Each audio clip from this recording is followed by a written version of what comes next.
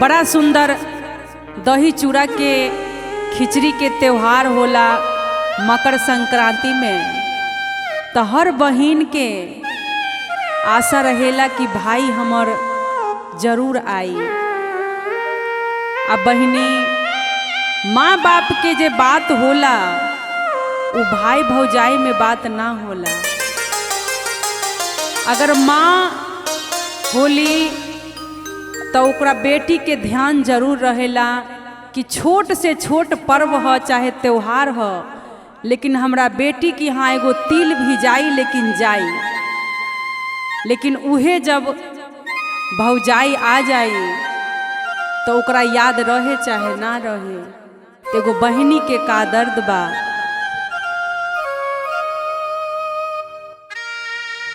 नहिरा से भैया नहीं अइलन है, दही चूड़ा वाला दिनवा, खिचड़ी वाला दिनमा, दही चूड़ा वाला दिनमा, बहिनी के रहिया भूलैलन है, मोरा भैया नहीं अइलन। नहिरा से भैया नहीं अइलन है, दही चूड़ा वाला दिनवा, नहिरा से भैया नहीं अइलन रे, दही चूड़ा वाला दिनवा, नहिरा से भैया नहीं अइलन रे, दही चूड़ा वाला दिनवा, खिचड़ी वाला दिनमा, दही चूड़ा वाला दिनवा, खिचड़ी वाला दिनवा, दही चूड़ा वाला दिनवा, खिचड़ी वाला दिनमा, दही चूड़ा वाला दिनवा, बहिनी के रहिया भूलैलन है, मोरा भैया नहीं अइलन। नहिरा से भैया नहीं अइलन रे, दही चूड़ा वाला दिनवा, नहिरा से भैया नहीं अइलन रे, दही चूड़ा वाला दिनवा।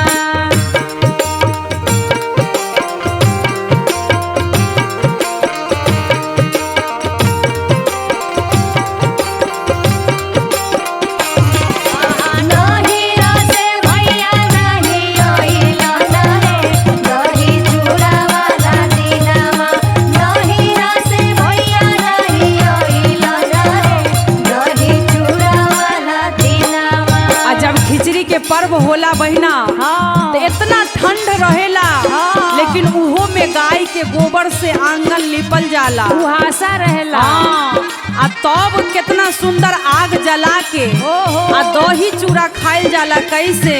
गाय के दही भोरा में से उठी हम घर आंगन लिपली, घर आंगन लिपली हो, घर आंगन लिपली, जोही जोही लकड़ी के अगिया जरवली, आगिया जरवानी हो, आगिया जरवानी, भोरवे से उठी हम घर आंगन लिपली, जोही जोही लकड़ी के अगिया बनवली, कब अइहे भैया सहोदरा है, सखी खिचड़ी वाला दिनवा, नहिरा से भैया नहीं अइले हो, दही चूड़ा वाला दिनवा, नहिरा से भैया नहीं अइले हो, दही चूड़ा वाला दिनवा।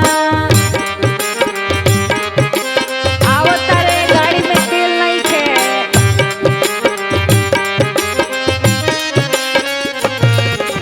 नहिरा से भैया नहीं अइले हो, दही चूड़ा वाला दिनवा, नहिरा से भैया नहीं अइले हो, दही चूड़ा वाला दिनवा। अगर माई मोरा रहती तो रात भर नींद ना आइत माई के कि हमर सुबेरे बेटी के यहाँ दही चूड़ा जाए के चाही। ओ खिचड़ी जाए के आ चाही। जब तक हमरा बेटी के यहाँ ना जाई तब तक घर में केहू ना खाई। ई माई के वचन होला। ओहो। लेकिन देखो एगो माई के ना रहला पर का हाल होला। का माई मोरा रहली बिहाने भाई के भेजली। बिहाने भाई भेजली, बिहाने भाई भेजली। दही चूड़ा लाई दिलवा सारी कपड़ा दिहली। साड़ी कपड़ा दिहली हो, साड़ी कपड़ा दिहली। माई मोरा रहली बिहाने भाई के भेजली। दही चूड़ा लाई दिलवा सारी कपड़ा दिहली।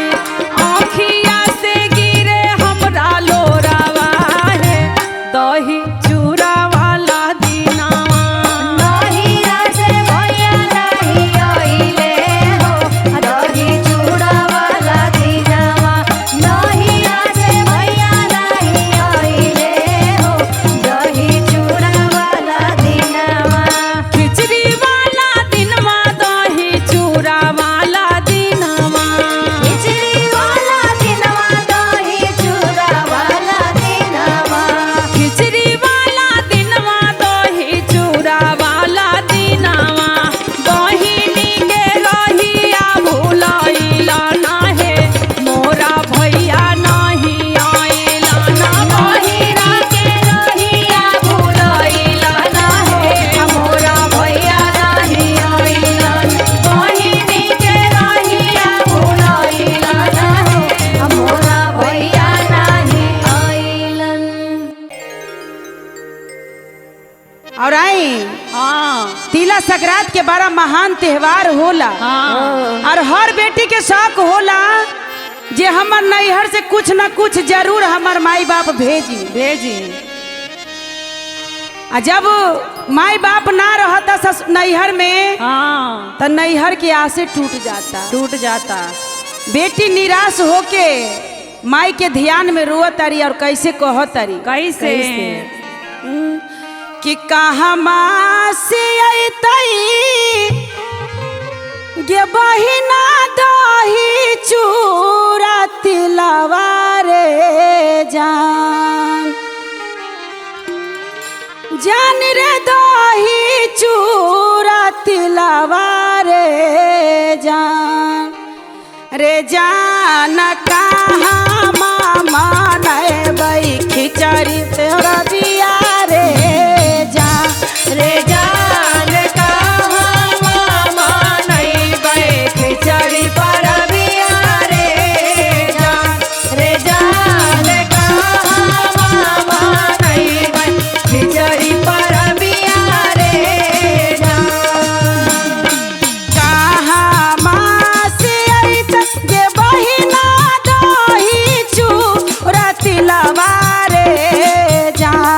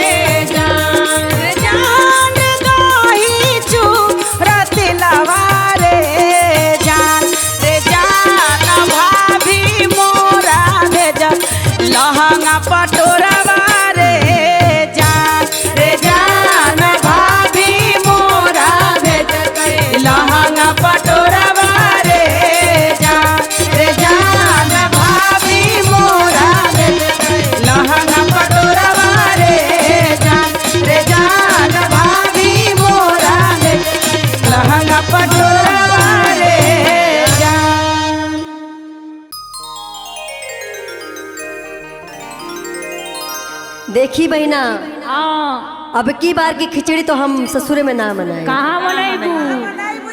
पूरा जिंदगी भर ससुरा में मनौली, हाँ लेकिन सैया जी कुछ कीन के ना लिया। ना लिया ले यही सब की बार खिचड़ी हाँ। पूनम दीदी हाँ। नैहरे में मनी, नैहर में भौजाई संगे मनी। अरे केहू कुछ ले आई चाहे ना। हाँ। कैलाश भैया तिल के लड्डू, हाँ, चावल के लड्डू और मूंगफली के लड्डू लेके आवे ला मूंगफली के हाँ गजक लेके आई हन। सब और सब चीज। के मिल के खायल जाए। कैसे कविता दीदी? कैसे? अरे नैहर जाइबे हो, ओहो अरे नैहर जाइबे, जा जा जा ले लो गाड़ी। सुना ये सैया हम नैहर जाइबे, सुनाए सैया हम नैहर जइबे, सुनाए सैया हम नैहर जइबे। नैहर जाइबे हो नैहर जाइबे, नैहर जइबे हो नैहर जइबे, नैहर जाइबे हो नैहर जाइबे, सुना ये सैया हम नैहर जाइबे, सुनाए सैया हम नैहर जइबे, सुनाए सैया हम नैहर जइबे। उहे खिचड़ी मनिया हाँ, अब की बार की खिचड़ी हुई जमनी। और 2026 के खिचड़ी वही जमनी।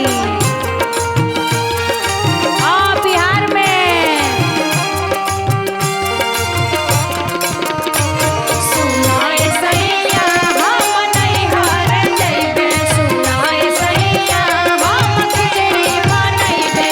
और देखी तिल के लड्डू और चाउर के लड्डू जवन बनी हाँ वो हम भेज दे भले, हाँ। लेकिन खिचड़ी नैहरे में मनाई। नैहर में मनी। और देखी कैसे कहा तनी पूनम दीदी, कैसे? तिलवा चाउर के लड्डुआ बनाइबे, लड्डुआ बनइबे हो लड्डुआ बनइबे, तोहरा के भेजब सबके खियाइबे, सबके खियाइबे हो सबके खियाइबे, तिलवा चाउर के लड्डुआ बनाइबे, तोहरा के भेजब सबके खियाइबे, सुना ये सैया हम परब मनइबे, सुनाए सैया हम खिचड़ी बनइबे, सुनाए सैया हम खिचड़ी बनइबे।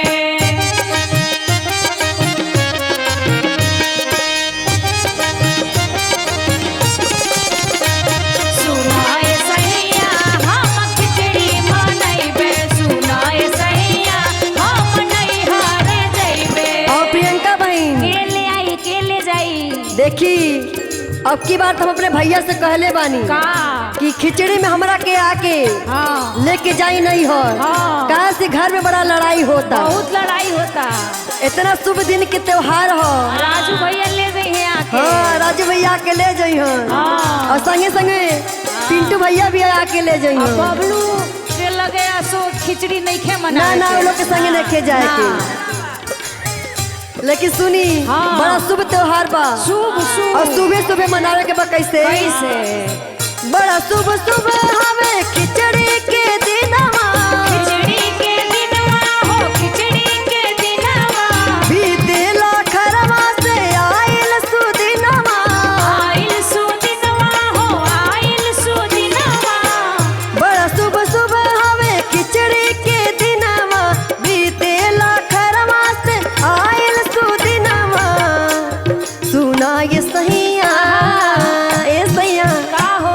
सुना ये सैया भोर हरिये नहाइबे, सुनाए सैया हम नैहर जइबे, सुनाए सैया हम खिचड़ी बनइबे, खिचड़ी मनइबे हो खिचड़ी मनइबे, खिचड़ी बनइबे हो खिचड़ी बनइबे, सुना ये सैया हम नैहर जइबे, सुनाए सैया हम नैहर जइबे, सुना ये सैया हम नैहर जइबे, सुना ये सैया हम नैहर जइबे, सुना ये सैया हम खिचड़ी मनइबे, सुना ये सैया हम खिचड़ी मनइबे।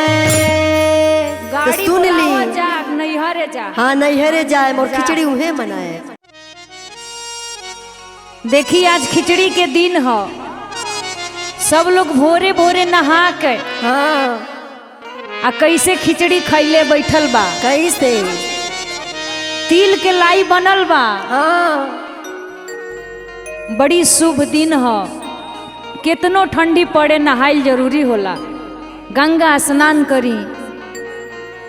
कैसे कविता दीदी के पति देव बाहर से बड़ी भाग से खिचड़ी में घरे आइल बानी, हाँ लेकिन खिचड़ी देख के खिसियाइल बानी। खिसियाइल बानी। ओहो पता नहीं खे कि आजे खिचड़ी हो, लेकिन मनावे के बा, खियावे के बा, परदेश से आइल बानी। कहे के बा कैसे कैसे?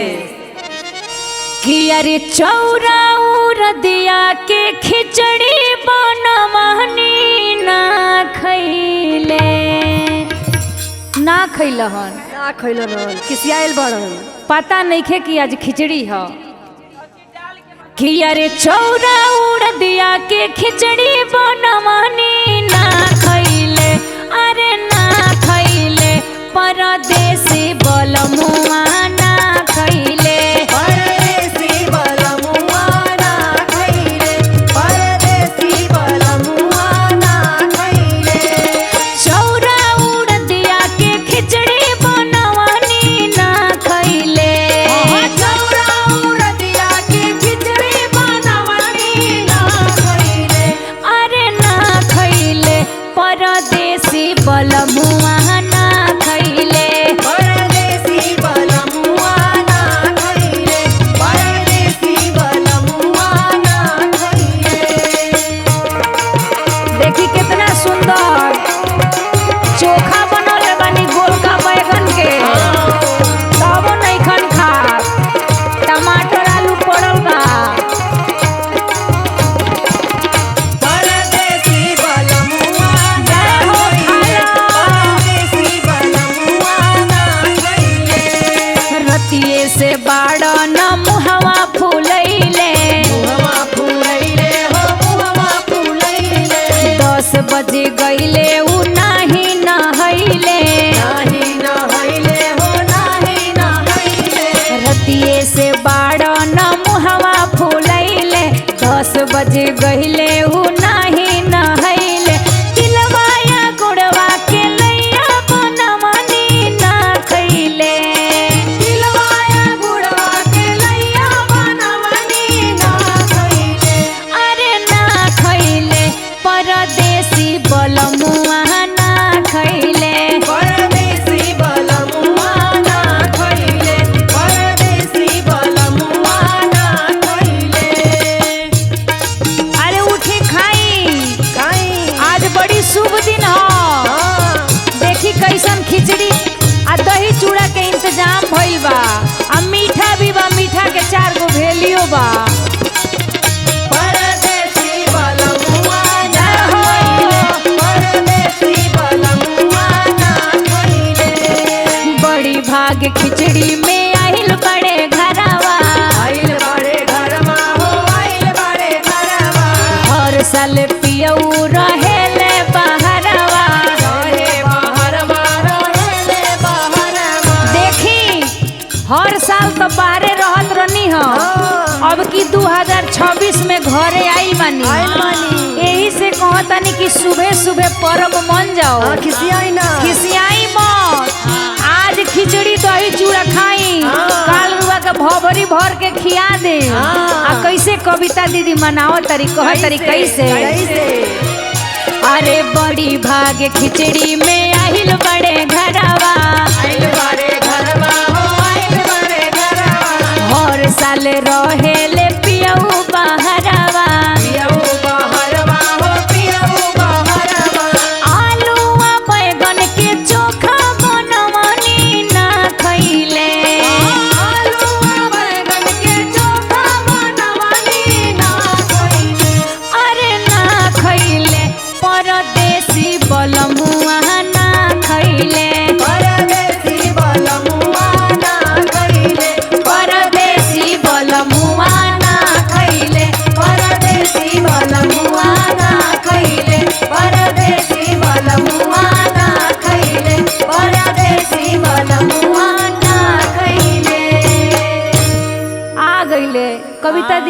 खिया दी, हाँ खा ली। खिया दी खिचड़ी बना दी।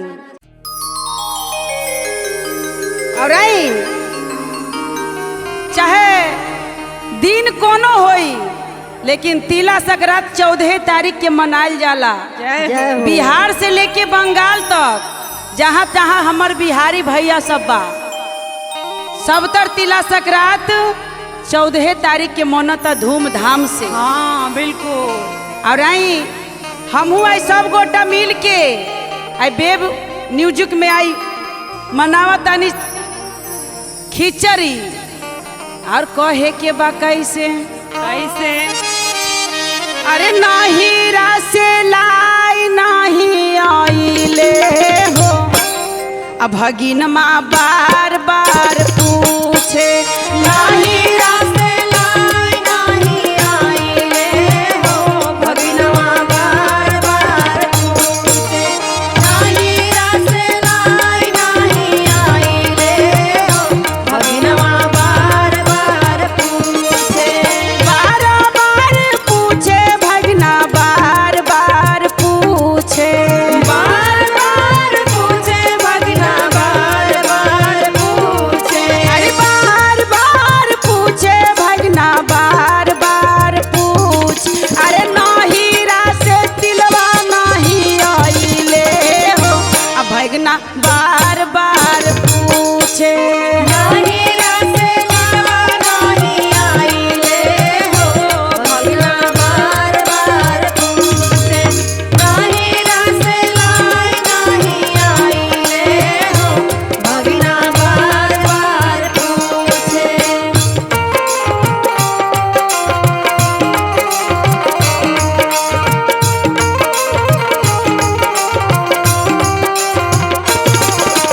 नाही रासे लाई नाही आइले हो, भगना बार बार पूछे नाही रासे लाई नाही आइले हो, भगना बार बार पूछे। और आई और कैसे कहे के कैसे? देखी बुतरुआ सब कैसे पूछा था अपना मम्मी से जाके कैसे? कि मम्मी ई तिला संक्रांत के त्योहार रहे, अब मामा घर से कुछो न आयल, न तिल आयल न लड्डू आयल। आ देखी बाबू कैसे कहता रहा अपना मम्मी से कैसे? माई मोरा रही तै त लाई भेजबाई तै, लाई भेजबाई तै हो लाई भेजबाई तै। माई मोरा रही तै त तिल भेजबाई तै, तिल भेजबाई तै हो तिल भेजबाई तै। अरे भाभी मोरा रहिया भुलाइले हो, हमर तिल नहीं आइले।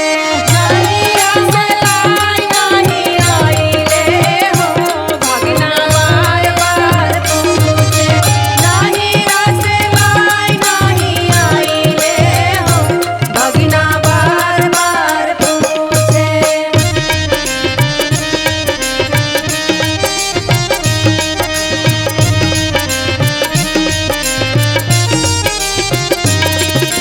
नाही रासे तिलवा नाही आइले हो, भगना बार बार पूछे नाही रासे तिलवा नहीं आइले हो, भगना बार बार पूछे। कैसे कहे कि पांडे जी कैसे?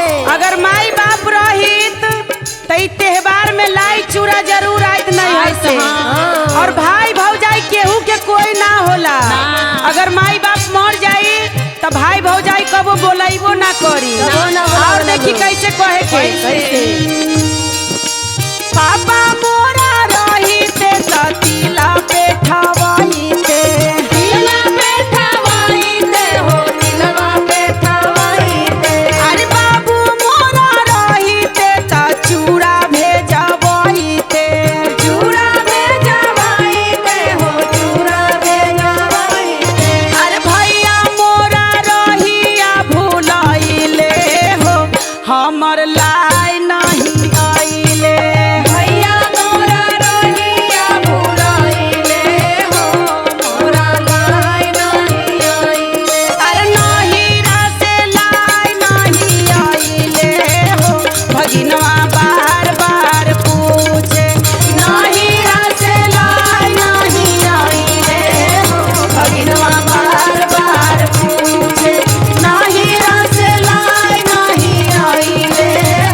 भगिनवा बार बार पूछे।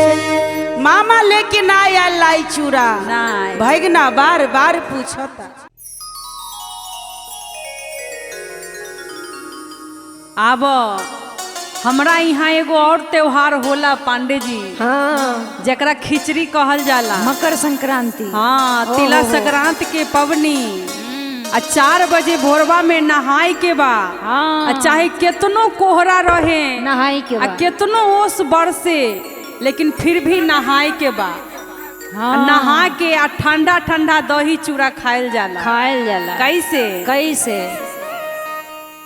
ओस के फुहार बरसे, ओस के फुहार हो। अब गेलै खिचड़ी त्योहार हो, बरसे रिमझिम फुहार हो। आइले खिचड़ी त्योहार हो, बरसे रिमझिम फुहार हो। आइले खिचड़ी त्योहार हो, बरसे रिमझिम फुहार हो। रिमझिम फुहार बरसे, ओस के फुहार हो। रिमझिम फुहार बरसे, ओस के फुहार हो। रिमझिम फुहार बरसे, ओस के फुहार हो। आगे लै खिचड़ी त्योहार हो, बरसे रिमझिम फुहार हो। आइले खिचड़ी त्योहार हो, बरसे रिमझिम फुहार हो। आइले खिचड़ी त्योहार हो, बरसे रिमझिम फुहार हो। जय हो। आइले खिचड़ी त्योहार हो, बरसे रिमझिम फुहार हो। आइले खिचड़ी त्योहार हो, बरसे रिमझिम फुहार हो। 4 बजे भोरवा में गंगा नहाएब, गंगा नहाएब हो, गंगा नहाएब। तिल गुड़ चावल के भोगवा लगाएब। भोगवा लगाएब हो, भोगवा लगाएब। 4 बजे भोरवा में गंगा नहाइब, तिल गुड़ चावल के भोगवा लगाइब। दही चूड़ा, दही चूड़ा भेंट उपहार हो, बरसे रिमझिम फुहार हो। आइले खिचड़ी त्योहार हो, बरसे रिमझिम फुहार हो। आइले खिचड़ी त्योहार हो, बरसे रिमझिम फुहार हो। जय हो।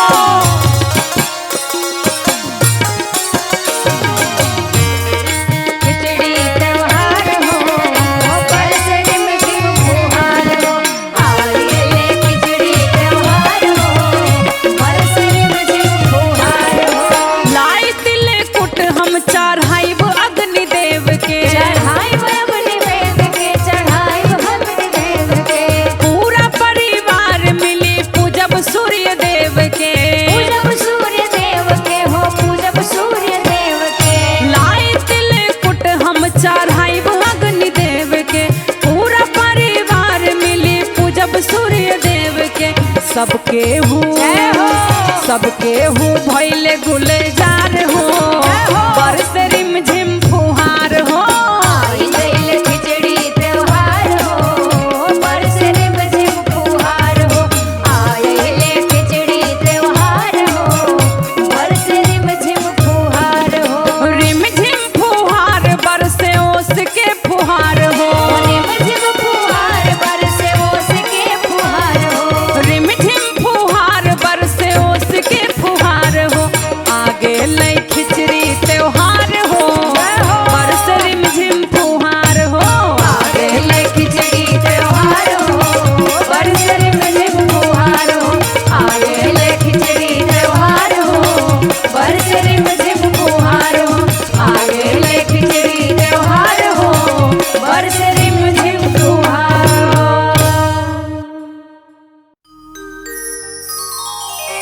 देखी हाई रोहित देवरा बा हाँ। साल भर नहाइले नहीं खे।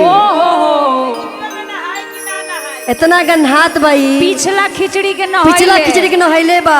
हाँ। और पूरा देह में चीलर पड़ गइल बा। हो नहा ले दादा नहा लो। 2025 के नहैले नहैले लागे तो 2026 के में नहाई नहाई है। 14 तारीख के जब खिचड़ी पड़ी हाँ तो ये नहाई तो यही भैंस के नहाए वाला बरस रगड़ दी ओ हो लागे तो बरस किन के लेके आवे के पड़ी। हाँ, दुर्गेशो कौन और संगे नहैले संगे बाड़े? दुर्गेशो नहीं खे नहा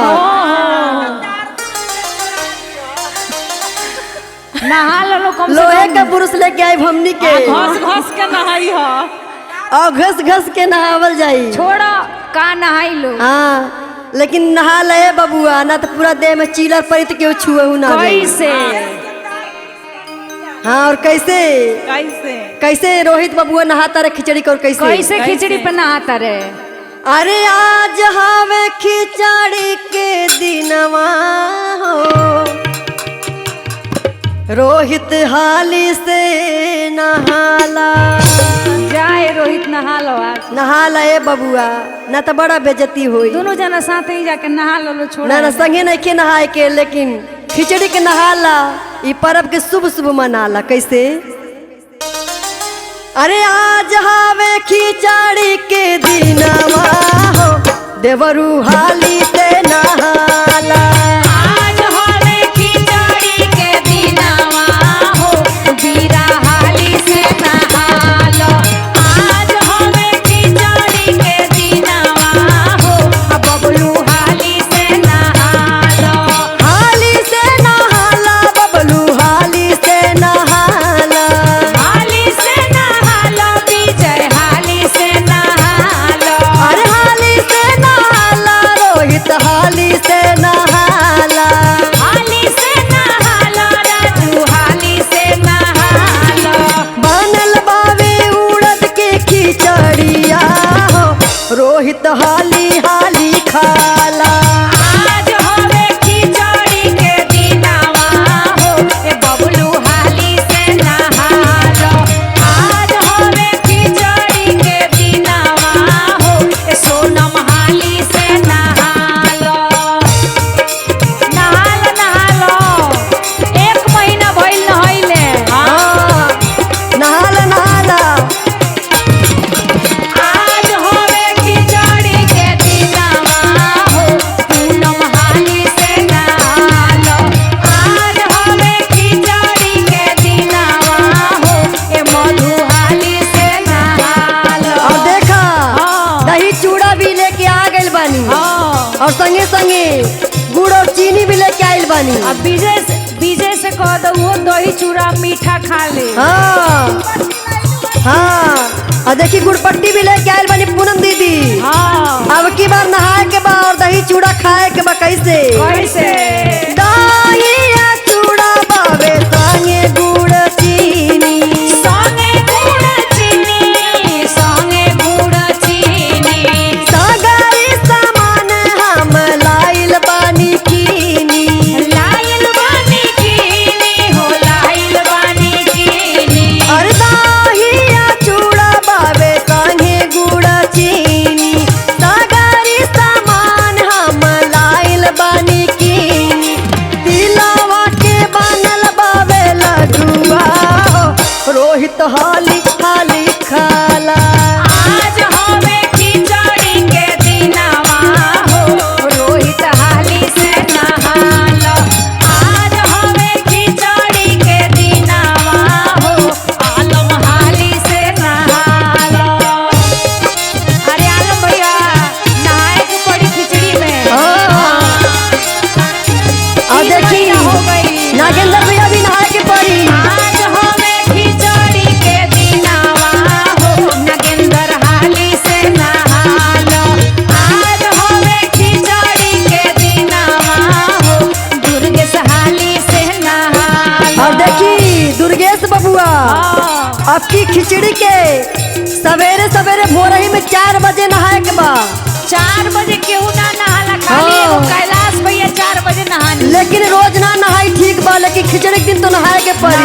नहालो। और बिछौना छोड़ दियो और पूरा देह के मैल निकाली। आ नागेंद्रो भैया के कहो हाँ। कि नहा धो के थोड़ा गोर हो जाई। हाँ नागेंद्र भैया भी नहा धो के गोर हो जाई। और कैसे कैसे अरे साल भर पे आवेला खिचड़ी